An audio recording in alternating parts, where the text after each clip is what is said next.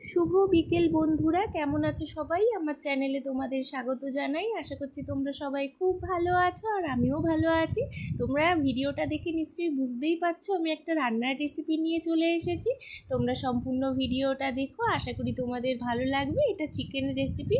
প্রথমে মাংসটাকে ম্যারিনেট করে রেখেছিলাম। আদা বাটা, রসুন বাটা, পেঁয়াজ বাটা, হলুদ গুঁড়ো, লঙ্কার গুঁড়ো, জিরের গুঁড়ো, নুন আর অল্প টক দই দিয়ে আধ ঘন্টা ম্যারিনেট করে রেখেছিলাম।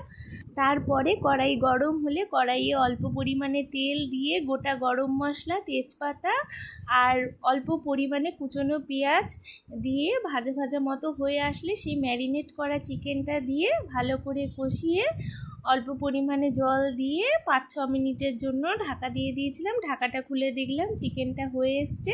দেখতে ভারী সুন্দর হয়েছিল আর খেতেও দারুণ হয়েছিল। আর এখন বাইরে মাঝে মাঝেই বৃষ্টি হচ্ছে, ঠান্ডা ঠান্ডা ওয়েদার, চিকেন কষার সাথে পরোটা ব্যাপারটা জমেই যায়। তা ভিডিওটা এখানেই শেষ করছি। তোমাদের এই ছোট্ট রান্নার রেসিপিটা কেমন লাগলো আমাকে কমেন্ট করে জানিও, ভালো লাগলে লাইক করে দিও।